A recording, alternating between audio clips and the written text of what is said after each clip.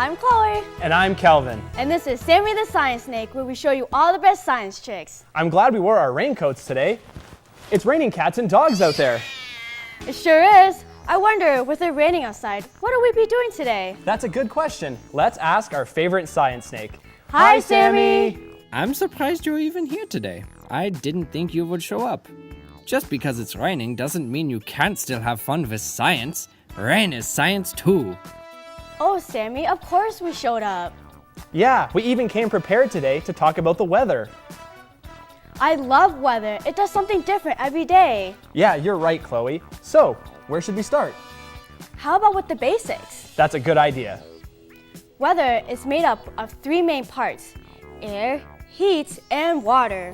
Different combinations make up different kinds of weather. That's why, even though it's raining here at the studio, it might be sunny or cloudy or even snowing at home. There are lots of different types of weather.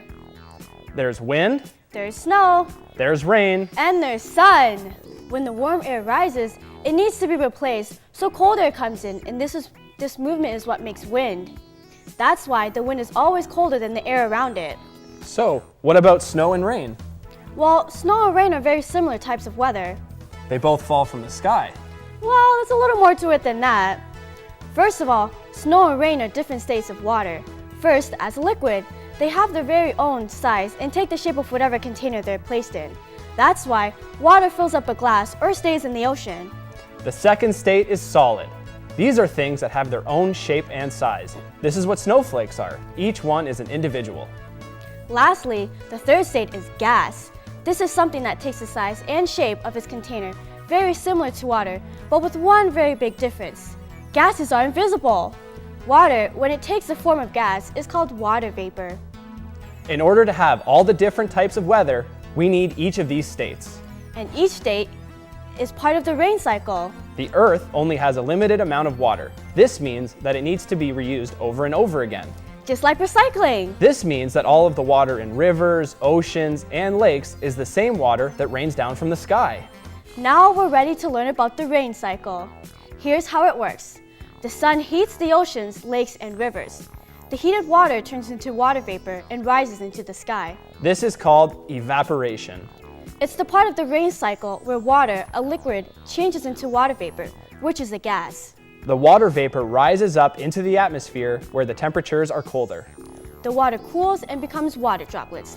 This is called condensation. This is the opposite of what happened with evaporation. Now we have the water vapor, a gas turning into water droplets, which are a liquid. When millions of water droplets join together, they turn into clouds. Inside the cloud, the water droplets cool even further, making them heavy as they turn into ice crystals. The cold air makes the water droplets, a liquid, stick together and freeze into snowflakes, which are solids. Eventually, the clouds get so full of water droplets and snowflakes that they can't hold anymore. When this happens, the snowflakes start to fall to the ground. This is called precipitation. When snowflakes fall back to the ground, we get snow. When the earth is warm, the snowflakes warm up on their way down and turn into rain. This is also an example of precipitation, but in this case, we have snowflakes, which are a solid, turning back into rain, which is a liquid.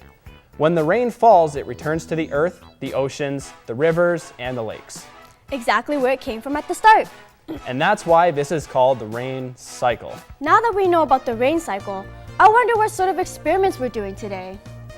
Since it's raining outside, I thought you should be doing some experiments with water. Sounds great, Sammy. Let's head over to the lab. Here we are in the lab. Ready for another scientific adventure. But before we start, as always, Safety first. make sure to ask an adult for permission and help before trying anything at home.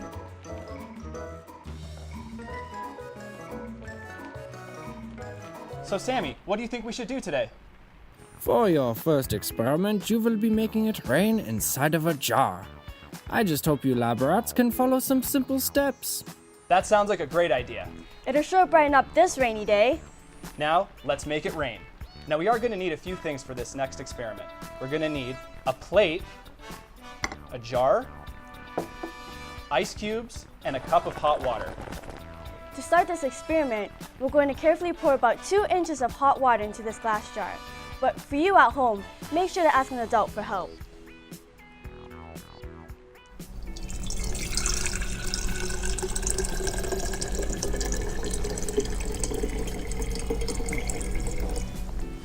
Now for the next step, we're going to place the plate over top of the jar, and we're going to wait 3 minutes until we can go on to the next step.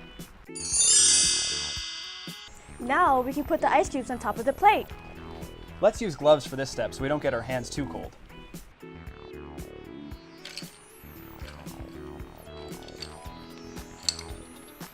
Wow, that was pretty cool. I wonder how that works. Sammy, can you tell us? Ignorant baboons! The cold plate causes the moisture in the warm air inside the jar to condense and form water droplets. The same thing happens in the atmosphere. Warm air rises and meets cold air high in the atmosphere. The water vapor condenses and forms rain, which then falls to the ground. It was raining inside of the jar. That was a fun experiment. Speaking of the rain, it's still raining outside. Yeah, look at all those puddles. It sure would be fun to jump around in them. That's a great idea, Chloe. I'll go get my raincoat and boots. Wait for me, I'm coming too. Humpelmann! What do you two think you're doing? I will not have you two rodents running around outside, getting all muddy and wet, and then making my lab a mess. Aw, but Sammy, it would be so much fun. We can play in the water and see all the sticks and the leaves float in the puddles. Yeah, Sammy, don't be such a party pooper. Okay, if you won't let us go outside and play in the puddles, what should we do then? Well, Chloe, you talked about watching the leaves and sticks float in the water. Well, you can do an experiment inside testing different things to see whether they would float or sink. Sammy, you're a genius. Thanks, Sammy. This should be easy. For this experiment, we will need a bowl of water and some things to test out. Got any ideas, Kelvin? Yeah, how about a rubber ball and an egg? Let's see if these will float. Great idea, Kelvin. What do you want to try first? The rubber ball, let's see if it'll bounce when it hits the water. No, don't do that. You'll spill the water and make a mess. Just put it in gently and see what happens. Sammy's right. Let's put it in carefully. You're right. Look, it's floating. That's pretty cool. Wow, and I thought it was gonna sink. Let's try the egg next. Yeah, let's try it. Well, that sank right to the bottom.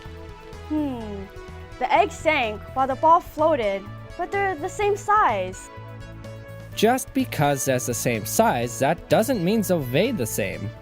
The different weight is what makes things sink or float. This is called density. Things with a higher density will sink, and things with a lower density will float.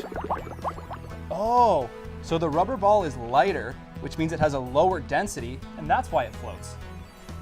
And the egg is heavier, which means it has a higher density, and that's why it sinks. This was fun, Chloe. Let's try some other things. Yeah, how about this building block? It's light, so I think it'll float. Me too. Put it in. Look, we were right. It did float. Yes. I'm so happy we stayed inside to do these experiments today. Yeah, me too. We can have fun playing with water without making a mess. Now let's head back to the studio and talk about today's experiments. Even though it was raining today, we still had fun in the lab. We learned how rain is formed in the atmosphere by making rain in a jar. And we learned about density and why some things float and others don't. And for once, you fools didn't even make a mess.